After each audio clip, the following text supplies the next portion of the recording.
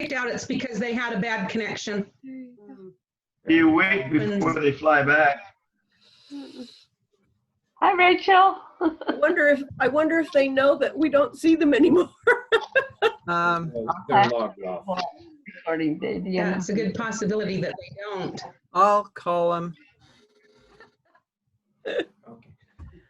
So I just swiped my phone and realized, oh, I can see other people now. I could only see Joe and Ann before. Well, that's what was important. Yep. Can you see me swiping? I wasn't paying attention. You can see So I you guess you know we laughing. lost you, right?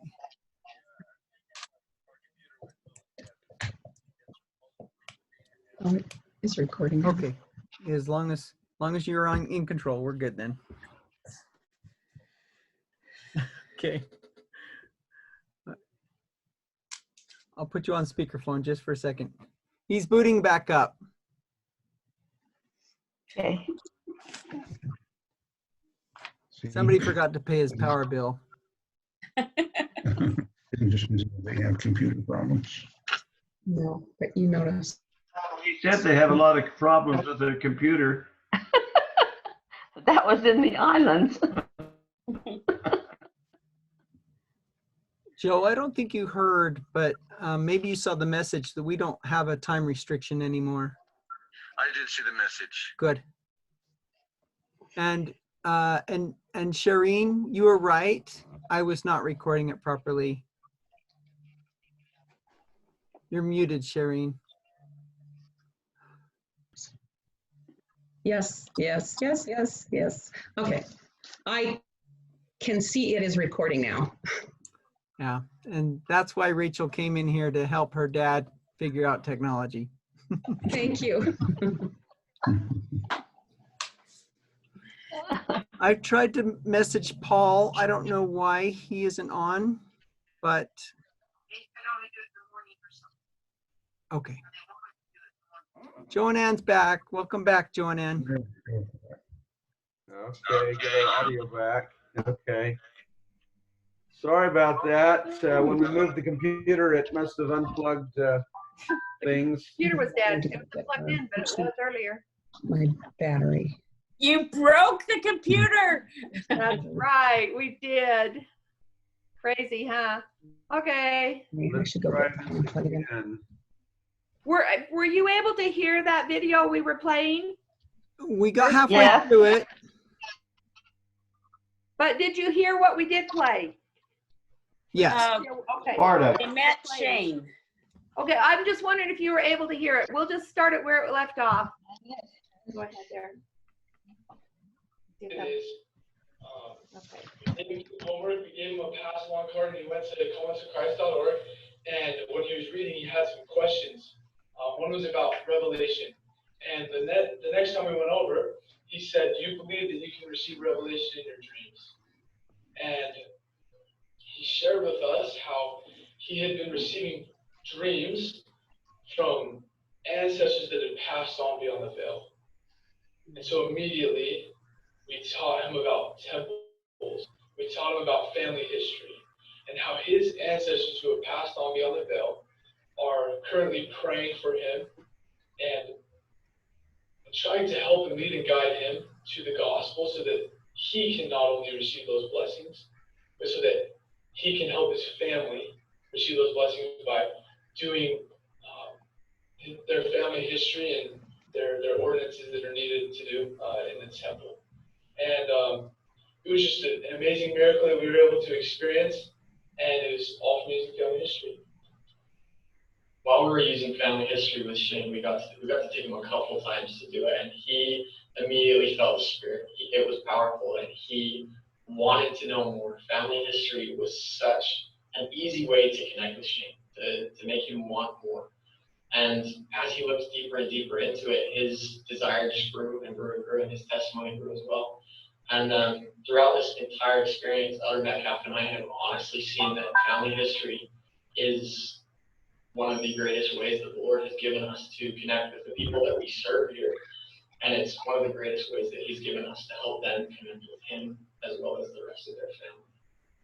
And after doing family history with him, of course, we were finding his ancestors that were helping him, and he's had his ancestors protecting him and helping him lead to Jesus Christ. And that's our quick message. We say this in the name of Jesus Christ.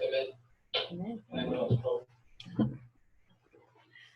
So that was just an example of how we were teaching the missionaries to use family history. So there's a quote that was given by Elder Nelson that said, well, actually it was Sister Nelson who, first of all, told the missionaries that they should pray that they would be led to the ancestors of those people that they were teaching.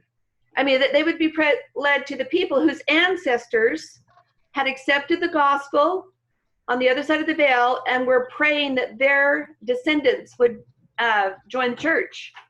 And so every prayer that was said in the Auckland, New Zealand mission by the missionaries in any of our meetings, that's what was prayed for, is that they would be led to those people whose ancestors had accepted the gospel on the other side of the veil.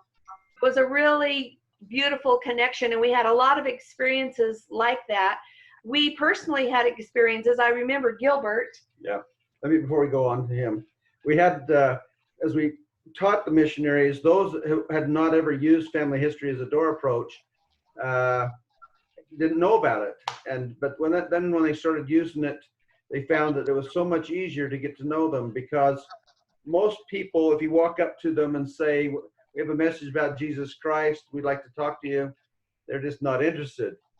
And but if everybody, especially in New Zealand and all these islands, are interested in families, so if you can start talking about families first, then it breaks down some of those barriers that they don't know who you are, and then you can get into why you're there doing this.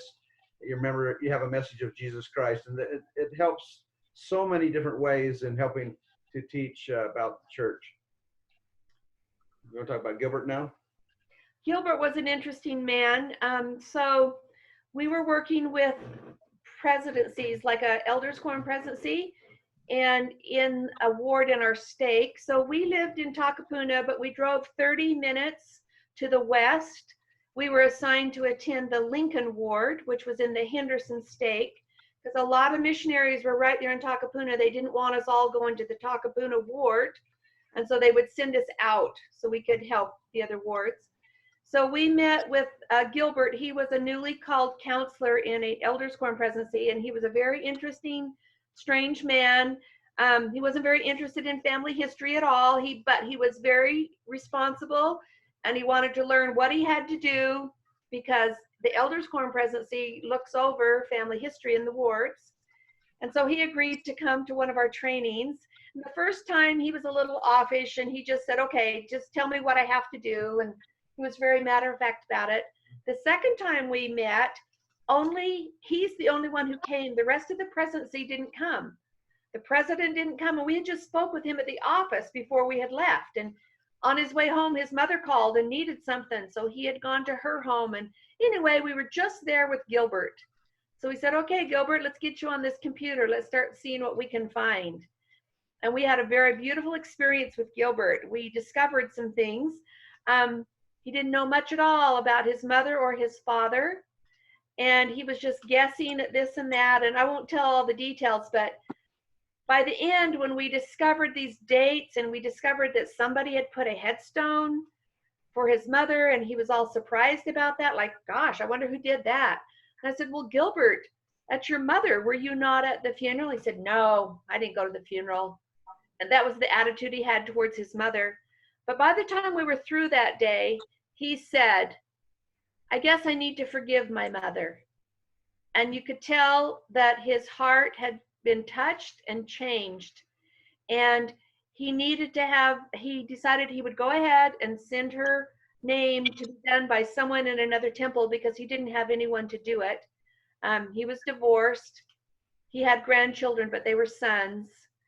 But the moment when he said, I guess I need to forgive my mother, in the most sweet, beautiful manner, we could tell that his heart had been touched because of that hour of family history work we had done. And that's exactly why we do it. It touches our hearts. It connects us with our ancestors, which is why the point of it all, the purpose of it all. That's excellent. Thanks. We also had an opportunity when we were working in the North Stakes in Kaitaya. There's we went in on a Friday, taught some of the youth, and then on Saturday we did some more with the adults and the youth, kind of like a youth conference kind of deal. And then we spoke in sacrament meeting on Sunday. So that's typical of some of our activities on weekends.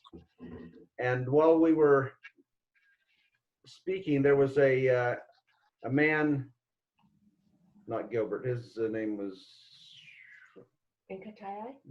yeah, the one we did all those names for. Oh, we're talking about over in Vandenberg. Brother Vandenberg, yep. And he felt that he had been doing a little bit of family history work prior to us coming, but then he started thinking that, you know, he was afraid that he's going to die because he was 80. He was 92. 92, yeah. When he felt that he might not make it before the temple opened up again there in New Zealand. And so we started helping him get some names and share them with people. I don't know if you're, why don't you tell them about the California people? Yeah. Okay, so what happened with Brother Vandenberg? He actually wasn't in Kaitaya. He was over in Pahia. Pahia, yeah. So he was over on the coast in Pahia, and we were working with the consultant in that ward. Her name was Pam White. And she said, I'm worried about Brother Vandenberg. He's very discouraged. He has so many names to do. He thinks he might die before the Hamilton Temple's ever finished. And so I said, well, maybe we can help him out. And I had been put in touch with a darling woman in California by the name of Debbie. And Debbie works a lot with family history in Salt Lake, with Family Search and some of the new programs. Maybe you're familiar with the children's activities that they have. That you can go on to Family Search and there's these children activities. She helped to create those. Anyway, I contacted Debbie because I knew she worked with a big group of youth consultants and said, do you think your youth would do a few of Brother Vandenberg's baptisms for him? Because he is really discouraged. He's got hundreds of names and he's just worried that he's not going to get them done. And she replied back after talking to the youth and she said, yes, but we won't just do a few. We want to do all of the names he has cleared, ready to go. And I said, whoa, are you sure?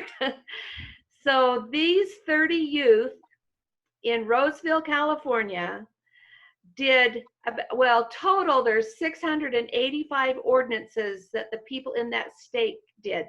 So there was not only the baptism, but then there was the initiatory, the endowment, and the sealings.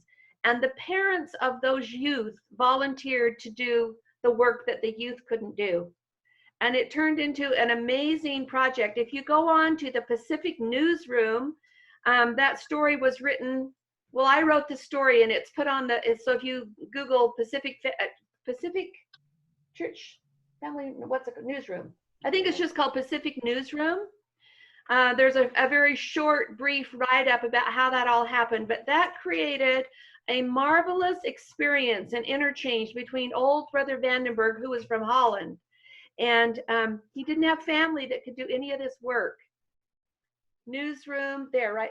Maybe the Pacific. Anyway, that experience was amazing. As we worked back and forth, I would send the names. They would go and do them. They would take pictures of themselves holding the cards in front of the temple and would send them to Brother Vandenberg. And Brother Vandenberg was in awe, not only that somebody who did not know him at all would be willing to do those, but to do all of them, and for their parents to be able to help them, be willing to help them. So that was a really neat experience we got to be in the middle of. We didn't do the work because we couldn't do the work either. We didn't have a temple. We did go to the temple when we went to Tonga, Samoa, and Fiji. So we attended the temple 3 times while we were on our mission.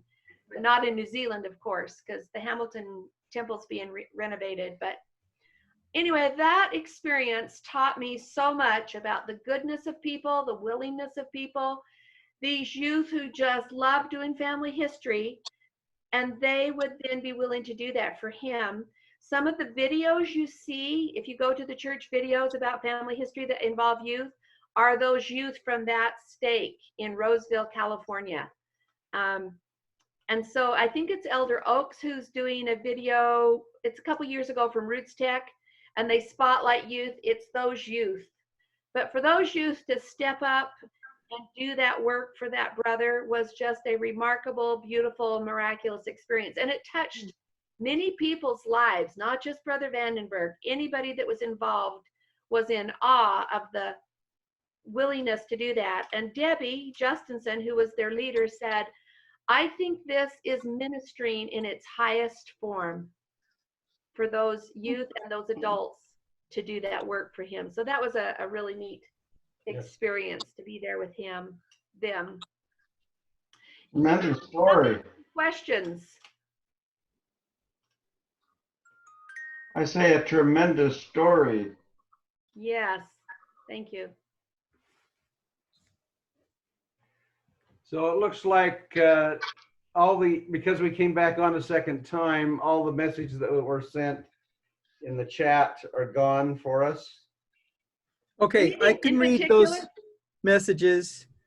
If you have a question or something you want to... There are several questions in here. Do most of them speak English? This is a question from Irene. They say they speak English. It's not their native language if it's not New Zealand itself. When we would go to the other islands, we would be told, don't worry, they all speak English. Well, if they did, often they wouldn't. And we found out something really interesting. C. Tahiti was the consultant in Savai'i, Samoa.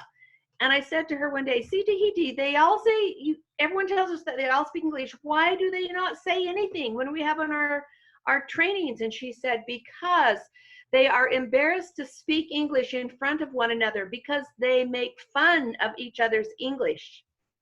They'll poke fun at others. So when we were together, they would not speak in English. So we resorted to having a translator come, and some of our best trainings was when we had a translator, because then they would talk through her, us through her. But even though they can speak English, they didn't. I wonder if that's because there's British English, there's American English. No, it's Samoan or Tongan English. That's the challenge. So well, why do they make fun of each other? That's a good question, Dad. That's not very Christ-like, is it? But that's what C. No, if Tahiti said. they know they have a problem, and each one of them have a problem, you'd think they would be kind enough to help each other. You would think so, but they don't. That was why but C. Tahiti's the one who finally told us that. So sometimes it was a little bit difficult. For example, we were sent by the area presidency to talk to the people in America Samoa, because family history work was not going forth in America Samoa. So the area, not the area president, the area president for Samoa. The Area 70. Area 70. We were sent by the Area 70 to America Samoa. He sent a letter to the 6 state presidents saying that we were coming and that we would be doing this. And he specifically asked for them to have interpreters so that we would make sure they did get the message that we were coming to bring. And often just the state president or just someone right there would take over and speak in their language. But after we would speak, they would just carry on the meeting in their native language. They didn't speak in English for our behalf. Most of the people did speak English, but maybe 10% of the priesthood leaders, the older ones, did not speak English at all. And so somebody had to translate for them, or else they totally would miss what was being said. Let me tell you about an experience we had in America Samoa. It was so we had 6 trainings. There were 6 stakes there. And we were to the second to the last one, so it would be our 5th training. And we were talking to them about the importance of writing things down, because these people do not write it down. They have it in their head, they have it verbally, they memorize it. And we were talking about how, you know, if you don't have any records, and there's not very many records because they didn't write it down. So even though there's not a lot of records, we suggested you go and talk with your relatives, your aunties, your uncles, your grandmas and grandpas, or friends, anybody that might know them, and try to get the names and this information. Well, this old brother stood up and said to me, "Can I speak for a moment?" And we said, "Of course." And he turned and spoke to the audience in Samoan. And I could tell he was really passionate about his message. And when he got through, did he tell us, or did someone else tell us? He told us.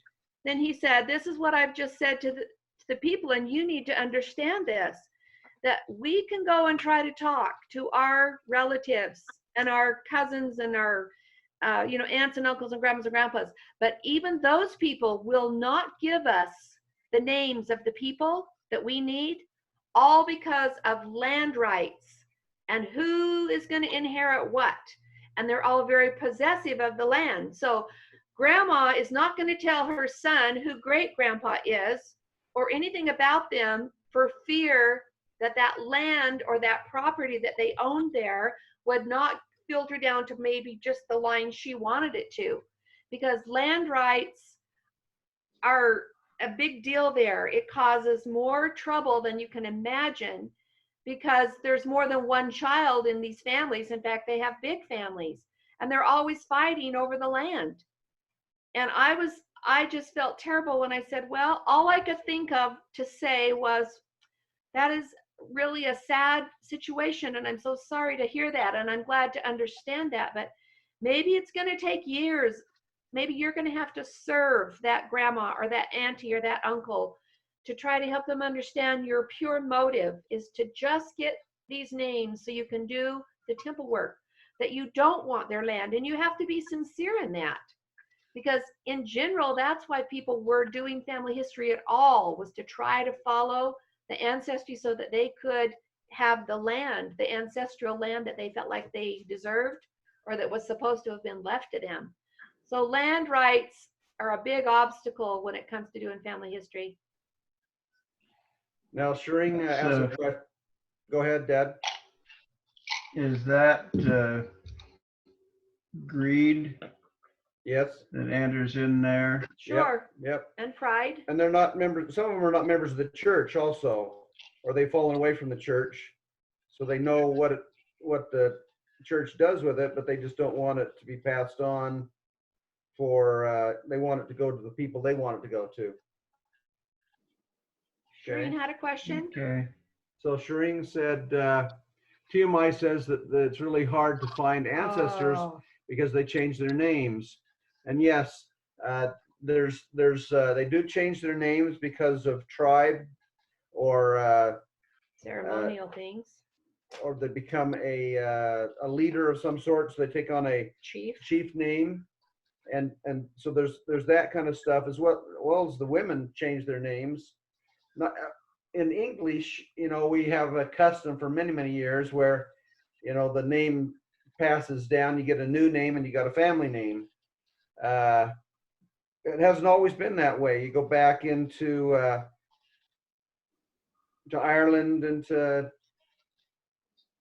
you talk about Hans' daughter. That means it's Hans's daughter or Hans' son, or so even in the English areas, names changed a lot. But in the islands, that's real common even right now. So that's why they had to memorize their ancestors, because they didn't write it down, and the names changed. So you have to, it's really hard to do research unless you have those things right in front of you and available to you. Well, and TMI's right. And also a lot of them will, instead of taking the father's name, they take the mother's name. There's surnames floating around, and finally we'll figure out, oh, all of you are from the same family. You all have a different surname. Yep. I took this one. I took this one. I took this one. It's really tough. My heart goes out to these Polynesian people. Not only that, the children are given away to be raised by other Oh. people all the time. Yes. And so it's hard to know, is this really the birth parent or an adopted parent, or just it's really complicated. It was hard to figure out who was whose mother. Like, oh, well, I was raised by this person, but that person's my mother. And that was very, very common Right. all the time. And so what the church directs is that the mother, so if you're doing that, and perhaps you were raised by an auntie and you consider her your mother, as unless you were legally adopted, we were told for them to put down the actual birth mother's name, whether grandma or auntie or somebody else raised them or not. And in general, they were never legally adopted. They just farmed them out.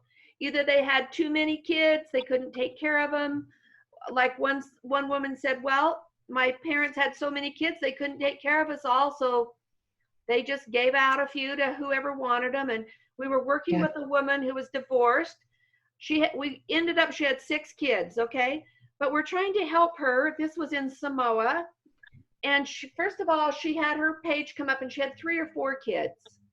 And we said, oh, okay. And then she goes, well, should I put all my kids there? I said, well, yeah, all your children. She goes, well, I gave birth to these 2, but I gave them to my sister. Just as matter-of-factly as if I had given you a dog. I mean, it was just so weird. Like, oh, yeah, I had children, but I just gave them to them, and I just gave them to them. So it's really hard to follow the line, Shireen. TMI is absolutely right. And the other thing is records.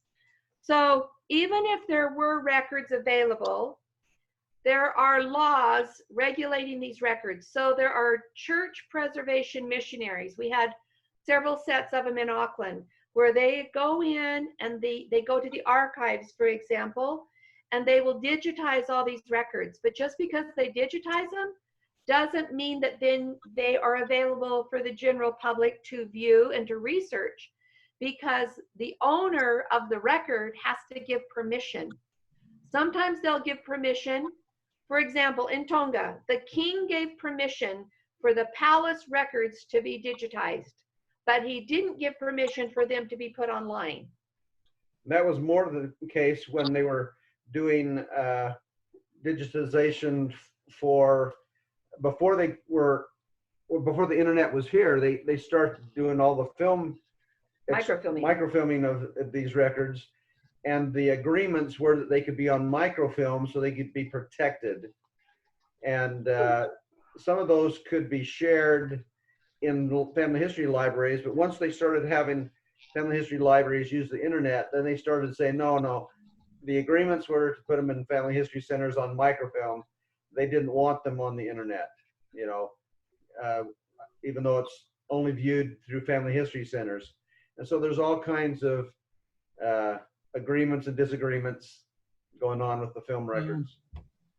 So that's a challenge too. Even though they would have a record, sometimes it wasn't available because their government wouldn't allow it. So it was a real challenge. Question, can that be straightened out during the millennium, or is it even going to be worth straightening out?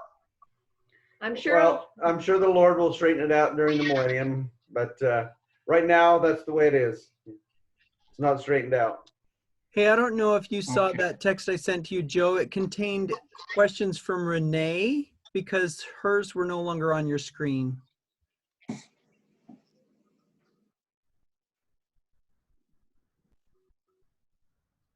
Can I just say that we have some friends that were converts to the church, and they went to get some records, and the guy said they couldn't have them. He wouldn't let them have them. And so he went home that night and prayed that his heart would be changed. And the next day they went back and he was dead. Oh, there you go. His heart got changed. That's right.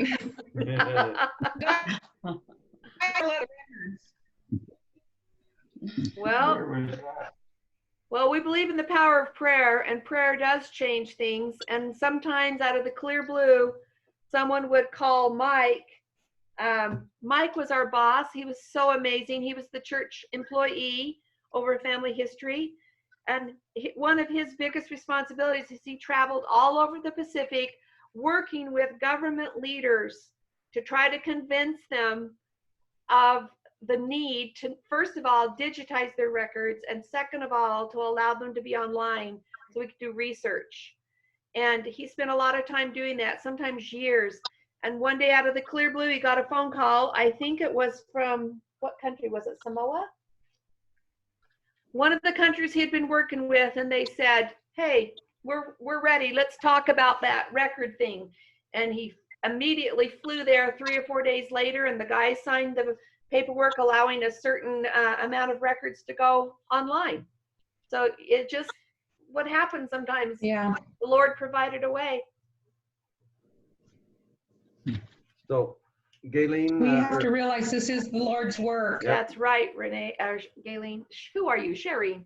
Renee. What was your funny, scariest, funniest? We didn't have any scary experiences. Only dogs that I was afraid of. Mostly in Tonga. Tonga, there's dogs everywhere. They had like packs of dogs, 10, 12, 15 dogs just roaming around. I was so grateful I was in the car. And a lot of the missionaries on bikes would often get bit by the dogs, but dogs everywhere. But I don't think we had any scary. I think the scariest experience I had was in that little airplane the first time I went up. That's kind of what I was wondering, is if like we saw the other side of heaven too, and I haven't seen that. Anyway, there were some experiences there, and I thought about you guys and thought, I wonder if you guys had any experiences like that. Well, one of the worst experiences was when I was offered to eat sea urchins for lunch at after a branch meeting, and do you know what a sea urchin looks like? Mm-hmm. Spikes, and they cut them round, open. spiky thing. And it's just this snotty, slurpy stuff, and they just slurp it down. And it was raw? Oh, you bet. They just had been caught the day before. They dive down and get it.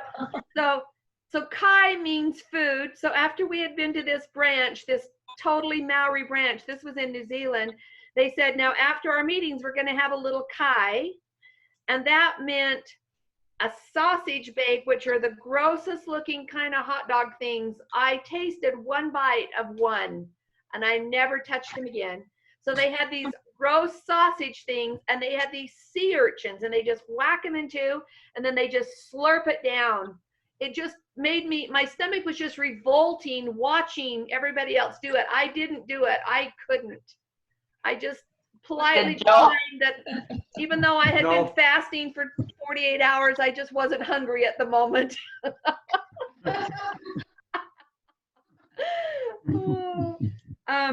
That volcano that erupted didn't affect us at all, of course. It was about 4 hours away, but that was a very sad experience, and all those people that were killed. Of course, the people in New Zealand were very, very sad about that. That island, White Island, is owned by a family, and they have had that business of flying people in and showing them that volcano for 30-something years. At least the tours are owned by the family. I don't think the island's owned by them. It's just the tours. Yeah. I thought the island was owned. The tour group was owned by the family. So for that to happen when it did and in the fashion it did was just so bizarre. And if you look at the clocks, so there you would see these clocks of time prior to that explosion for it going off. Like it went off at 2:10. So they had a camera there that had a timestamp on it, and at 2:10 they were just walking just normally, not afraid of anything, and at 2:11 it exploded and killed all those people. So, but yeah, we didn't even hear that. Well, we didn't hear it erupt. No, erupt. It was about 4 hours away from us, but yeah, down where the other people had served their mission. Yeah. But I didn't really have, nothing was scary. The people there are just lovely and welcoming and warm and gracious, and they want to share everything with you. Probably the scariest thing was just being offered food that looked so gasped that that was probably my scariest experience was food. So for example, the first Christmas we were there, for Christmas, our ward had a party and they did a hungy where they baked the pig and the chicken and everything else. And they make this roaring fire and have all these rocks in it. And then they cover it with wet banana leaves. And because there's banana trees everywhere. And so we were there helping with the party, and they had a big table where they had put out all these banana leaves, and they handed me this tray of meat, and I was supposed to arrange the meat nicely on this banana leaf. Okay, so I'm picking out the meat, and I'm picking out the meat, and I'm setting aside globs of fat off to the side, and I get all the meat arranged beautifully. And then I go back to the kitchen and hand the man the pan with the huge globs of fat. And he is offended. And he said, "What? Why did you take that off? Go put it back. That's the best part." And then he grabs a glob of it and throws it in his mouth. I just went, "Oh, okay." So I went back and put the globs of fat along with the meat. And sure enough, everybody just gobble it up. But anyway, some of the food was interesting. Yeah. Okay, so Ann didn't like the food. Did Joe eat it? No, I don't like fat either. He doesn't like lots of fat either. Nor the urchins. No. I had a similar experience with a lady from Russia when we were preparing sandwiches for the flood, and she was there, and we took all the meat off the ham, and I was about to throw it away, and she said, "Oh, no, we'll take that." So we'll take that. Well, they just have different customs, and so the meat, that was fun. But some of the other things they had were, they have the best ice cream in all the world in New Zealand. Yeah, you're right, Jerry. Yum, yum, yum. So first of all, they have gazillions of cows and lots of dairy, and they make wonderful ice cream, but they make something called real fruit ice cream. And they have this machine, and it's kind of like a cone. It's shaped like a cone. And it has what I refer to as an auger that goes down the middle of it. So they put in a big scoop of this beautiful, just vanilla ice cream. And then they put in a big scoop of fresh fruit, strawberries, blueberries, whatever you want. And then another scoop of ice cream. And then they close this auger, and the auger comes down and mixes it all together. And it comes out in about a 6-7 inch cone, and it tastes like heaven. Just this fruity, yummy ice cream. And when Jesse and Miranda were visiting us, one day we had those 3 times for breakfast, lunch, and dinner. I told them not to tell my children that I was doing that, and they agreed if I wouldn't tell their children. And you didn't mail any of that back to us? Shame on you. Oh, it is heaven. I've never had anything so good. Right? That's good. Yeah, it did taste good. That was fun. Any other questions?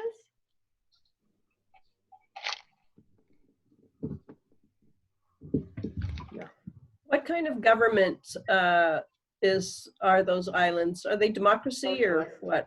Well, most of the small islands have a king, at least like Tonga. They have a king. They have a king and prime ministers. Prime ministers. The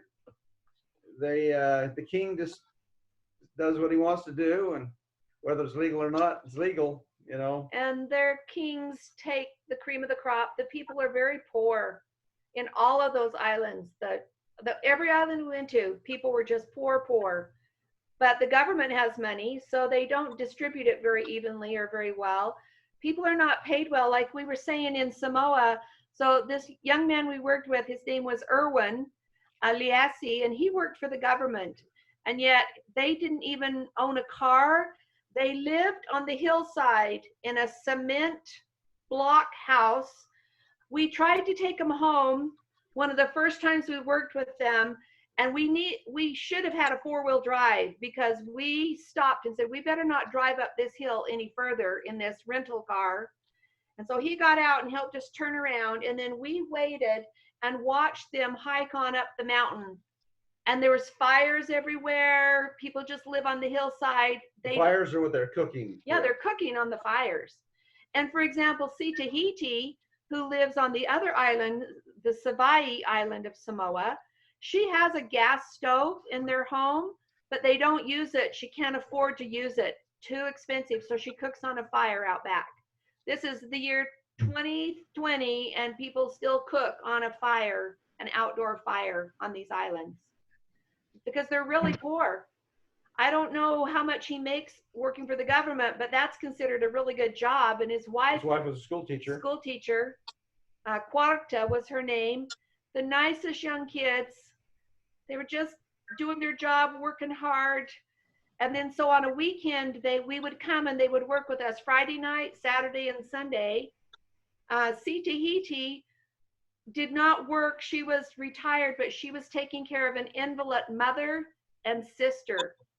So when we would come, she would get a relative to come stay with them. And it was like a vacation for her to go with us and travel to the other parts of the island and to be able to meet with the saints. But C. Tahiti's the one who says we have not a gas stove, but electric stove. Yeah. They had a stove in their house, but she can't afford to run afford it. to use it. Yeah. Probably electric. New Zealand has a government. They have a prime minister. And Socialized medicine. Socialized medicine. So that's part of the reason why it's so hard to get there to get a visa to be in New Zealand, is because they don't want you on their medicine plan. Medical plan. If you're there more than 2 years, then they have to put you on their medical plan. So that's why the most of the missionaries go for 18 months unless there's a special reason why they go longer. As far as seniors go. So seniors, yeah. Yeah. Yeah, and like several people said, we're surprised you didn't extend your mission. Well, you can't. They won't extend your visa, so you can't do that. Yeah. That's very rare to do that. But yeah, government regulated everything. They've been on lockdown for a week after we left is when they went into lockdown. And it's been really hard. They're still under lockdown. And they finally released at like one level, which meant you could now go like through a drive-through at McDonald's or something like that. But the missionaries are working out of their flat, which is just our flat was probably the size of just our kitchen and our computer room here. And so that's where they have been. Some of the missionaries came home. The missionaries who replaced us came home 5 weeks later. They were considerably older. She was 76 and he was 75. And because they had just come in, they hadn't established, I mean, we trained them, we worked with them, took them up to Whangarei, but it would have been really hard for them because if you were over 65, you couldn't even go out for groceries. That was the rule. So somebody would have to get groceries and bring them to them. So they came home, they live in Salt Lake and they've already returned home. So there's nobody there now taking our place. Can you hear me? Uh-huh. Yeah. My computer says it's not responding, so I can't mute myself, but anyway. I can hear you. Your image is not updating. Yeah.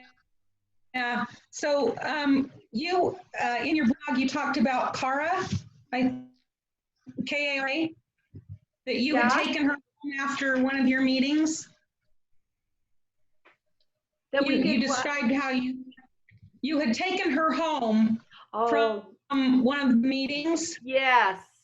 And you said that you drove and drove, and then you went on a gravel road, then a dirt road, then a trail. Yes.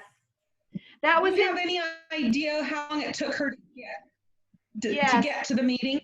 It took her, that was in Fiji, that young girl. Oh, she was darling. It probably took her at least an hour to get to the meeting, probably more because she had to use public transportation. But she was kind of on our way going back to where we were staying. So we took her home, but I couldn't believe it. So even the main road is not like a really nice road. There's no roads like you guys would.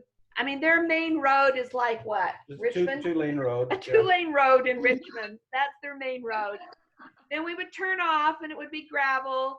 And then we turned onto a dirt road. And then she said, okay, turn here by this tree. And there were trees, but there were lights here and lights here. And we turned between some trees and made a kind of a U-turn. And she said, stop. and we stopped. And there was the front of her house, and her two little brothers were just right there playing.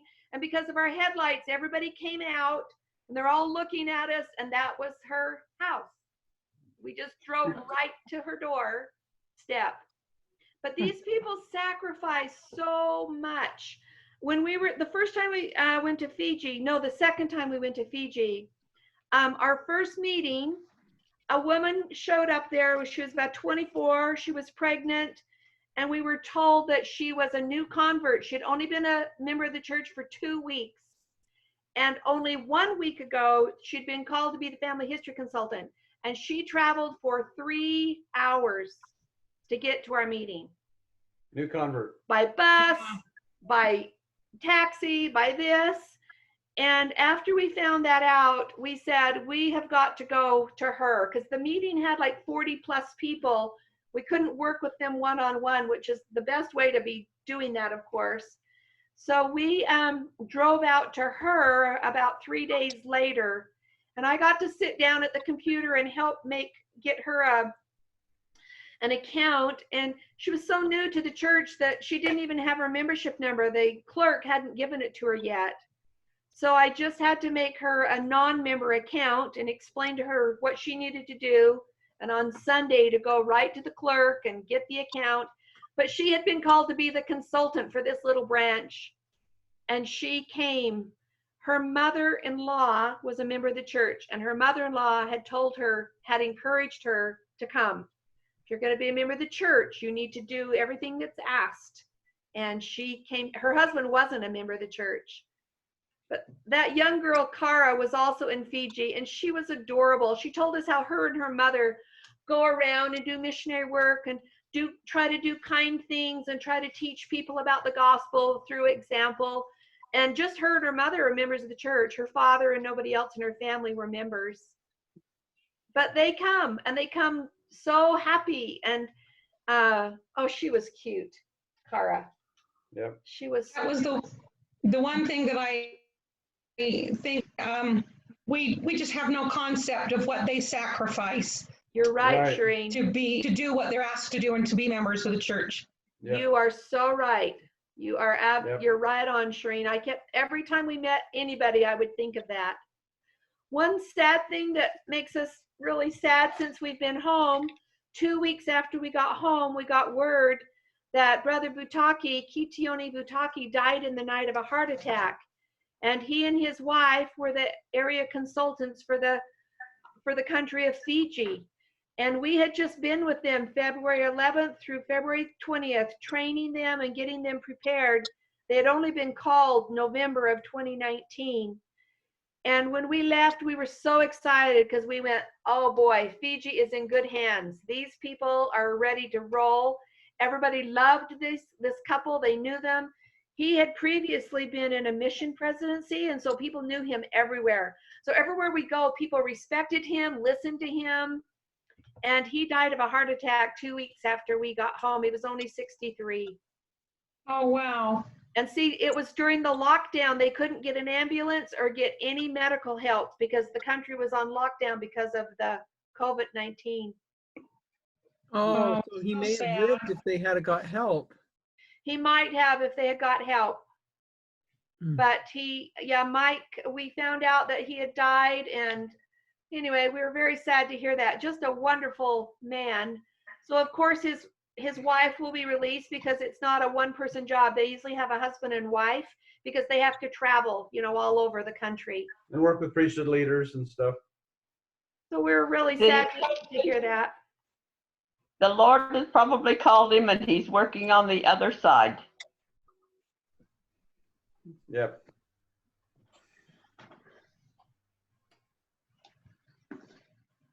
Well, you're probably tired by now. I think we should have Malachi say howdy and talk to us. Not right now, huh? Okay. We'll do it again when you can be the speaker, Malachi. I just love hearing you guys. Well, we'll do this again, and we want to hear you, and we need to get Caitlin to do it too. Yeah.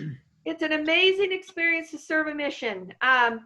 You'll be happy to know that my companion and I got along perfectly well, our whole mission. We didn't have any good. transfers to different Yay! companions. It was a really interesting situation because sometimes when I would be tempted to be irritated or upset, I would just think to myself, you are a missionary. You have to get beyond that. And we just worked through things. Probably the best we've ever worked in our 43 years of marriage. 44? How long we've been married? It's getting up there. 40, I think 43. we're 43. But it was a great experience. And Beautiful. I love to see the young missionaries. They are the heart and pulse of the missions because they are just like major gung-ho and so fun to work with everywhere.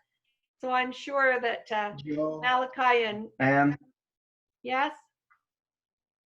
that's one thing that couples need to really understand when they go on a mission, that with your mate, 24 Oh, hours, there's Krista. yeah, Hi, I 24 joined. hours a day, 7 days a week, there is a real challenge working with your companion, never being separated, just like you said. But you have to work at it. You can be successful, and it can be the greatest time of your life. Yep. We had a good time. I just have to say, Caitlin would love to do that, to have a Zoom meeting. She's been looking forward to giving her talk for so long, and of course, she wasn't able to, but. Let's schedule with her to do this same thing, and Malachi the same. She would love that. So I think it About was, next week. next week's Okay. Mother's Day. We should Well, try next the week- week after. Yeah. Next week I hope to be talking to all my kids. Okay, I will talk to Caitlin. Okay. All right. Thanks, everybody. Right. Thank Thank you. you, Joe. Love you. Any other questions? Amen. I really Thank you for taking time to do the blog. thank you so much. Thank Our you. blog, what we're doing is we're taking, it's kind of a long story, but at least we kept the blog. We're taking the chapters off one at a time. We're going to try to print a book for ourselves. So, because that will go away at some point. Of course, we paid for another year. But did that help to have our blog entries? Did some of you read those? I read Yeah. through them, and I did have one question on the blog. Sometimes you would say, I had one bite of this, or I had one bite of that. It was specifically one of the, like a stingray or some kind of a fish. Does that mean you didn't like it? Yes. Green, what was And it? it meant I was being very brave to have one bite. Okay. What I thought was interesting also was that last meal you had before you left. Oh, It was a big, beautiful plate and this little pile of food, tiny, tiny, tiny. Yep. and so expensive. That was the most expensive meal of our whole mission, and it was awful. But we can say we were at the top of the sky tower. Yeah. We had planned to go there for my birthday last October. And when we had been out of town, we'd been in another country. Oh, that's when we were in America Samoa. And when we got back, there had been a terrible fire in a big building that they were building right next to the sky tower. And all of downtown Auckland was shut down. You couldn't go in there for. Big convention center. And so that squelched those plans. And then we just never, we were busy. We didn't really have a lot of time to think, what should we do today? We constantly had plans to travel or meet or teach. And we had a goal to meet with all the wards and branches in our stakes that we were assigned to. And when we would try to have them all come together as a stake meeting, it just didn't work. They are so spread out, probably more like they are in Texas. But in Utah, we are just spoiled brats. I have 4 churches within a stone's throw practically. So these people would have to travel, and up north, there was this big gorge, and it was all part of a stake. And there was these old ladies that lived up in Kataiai that were expected to come down to Kaikohe. And I drove that gorge one time, and I would never drive that at night. I am not kidding. It was not only windy, but it would go up like this, okay? Like a speedway, the way. And if it were raining, which it often would do, that gorge was dangerous. It's like an hour drive through that gorge. So we said to those people, we will come to you. So we started going out to all the branches and wards and meeting with them individually. And so we would try to have them all scheduled so we could get them all.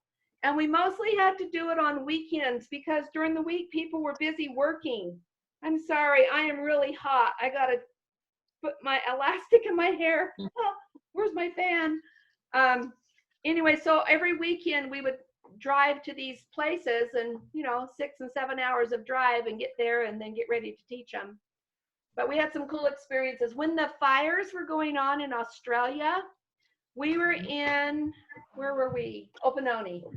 We were in Opanoni and we were teaching. It was a Saturday afternoon and all of a sudden it was like dark. And we're going, what's going on? It's only like 4 o'clock. And we went outside. And because of the fires in Australia, all the smoke had come into New Zealand and there was this orange, the heavens were orange and it got dark and the street lights came on like at 5 o'clock because it was so dark and eerie. It was like an apocalypse. It was just like eerie and creepy and it was like that for days. But that was an interesting experience up in Opanoni. That's a group of people who sacrificed so much. Every place they sacrificed so much. We are blessed. But And the best part of our mission was the people. The people. That's right. Good people. That is good report. Good mission. Thank you so much. Thank you. So Keith, will you arrange with Caitlin and Malachi? Not next Sunday because it's Mother's Day and I'm going to hope to do something like this with my kids. Yeah, I'll even arrange with Caitlin. I don't know if Paul wants to host it, but I think I would love to. So I'll just work with Paul and make sure that it gets arranged. I'll work with Krista either way. What do you say? Yeah. Probably me. Paul's asleep. He has to work tonight. So what time does he go to work?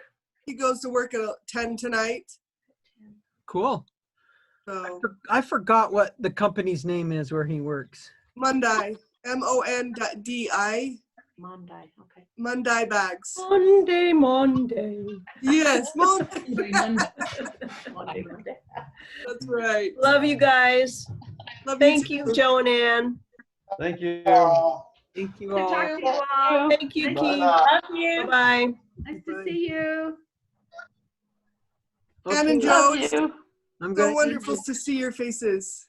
Wait, good Thank to you. Krista. Thanks Kent for did joining. a heart. I can't do it, Kent. How'd you do that?